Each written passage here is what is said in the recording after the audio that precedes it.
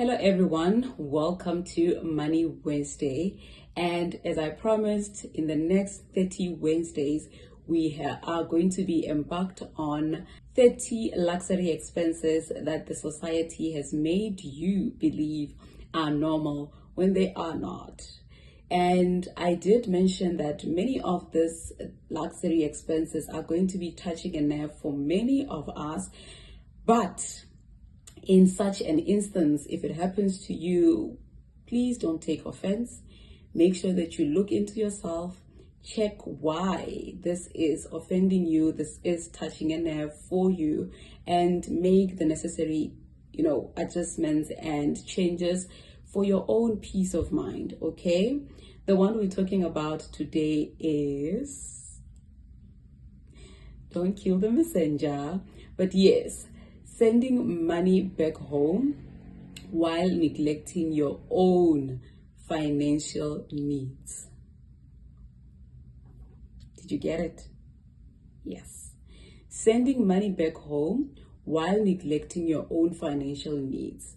I want to bring to your attention the fact that when you just gotten a job, right, there are already expenses that are looking at you in the face. And those expenses are your rental. And for some, that rental does not just, start with rental. There is a requirement for a deposit, right? And then food, right? I wanted to say for some food, but food is just a basic need that, nobody can run away from, okay? So there's food that is required for you to, make it through the month. There is also transport fare or petrol money if you have a car, right?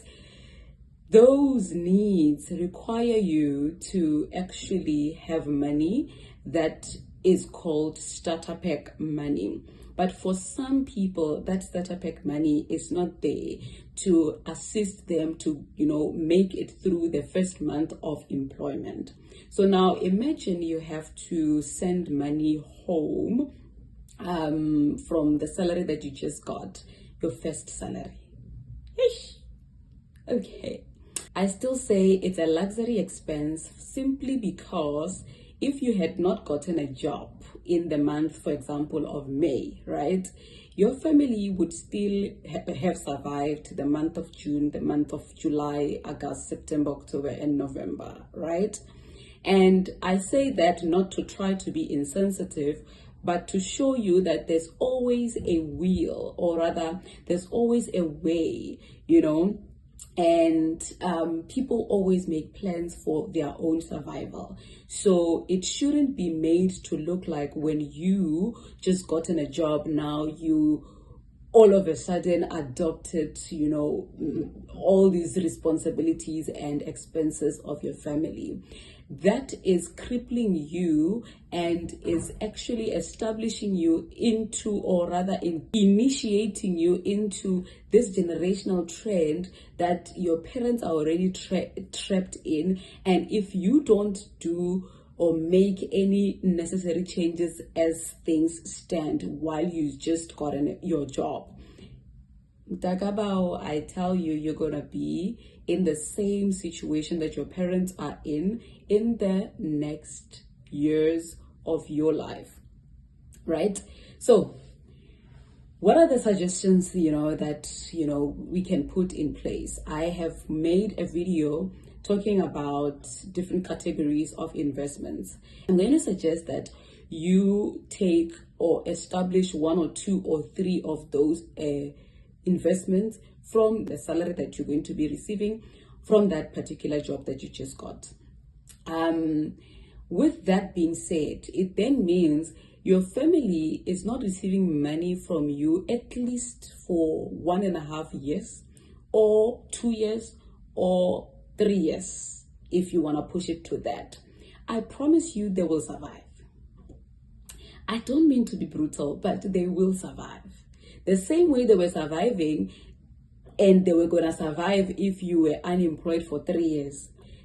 You will survive with them and they will survive, okay? But you're not doing it to spite them, but to make sure that you establish yourself, you establish a foundation for yourself. And you shouldn't feel like establishing your own foundation is, you being selfish. It is not being selfish. It is actually securing a future, a sustainable future for them as your family and yourself as well. Look at it this way.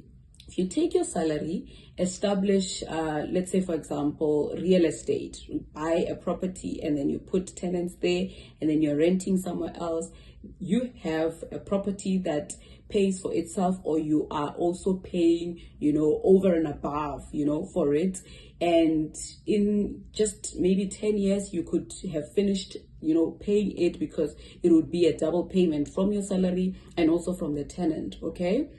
Then from that, that, okay, going forward, I have this property that is giving me close to maybe 6,000, and that 6,000 is just money that is extra on top of what? Your salary. And what can you do with that 6K? If you have family members that are, still challenged financially, they're not working, then you can channel it towards, sending money to the family. But you have to make sure that you build yourself first financially, so that you are able to take care of yourself, take care of them, and take care of your own future.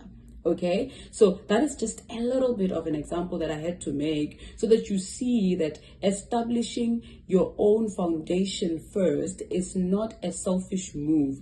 It is actually a sustainable thing that you can do for you and for your family members. You cannot live on salary.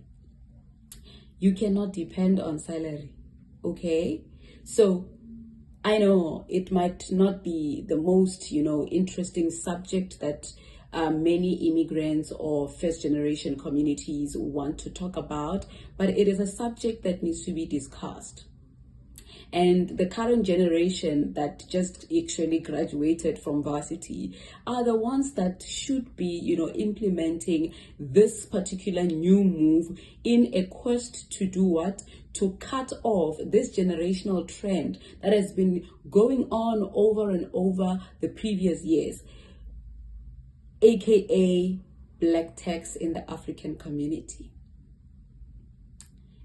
Black tax has to come to an end, and for it to come to an end, this is a call for many of us to establish and realize that sending money home is actually a luxury expense that society made you believe is normal.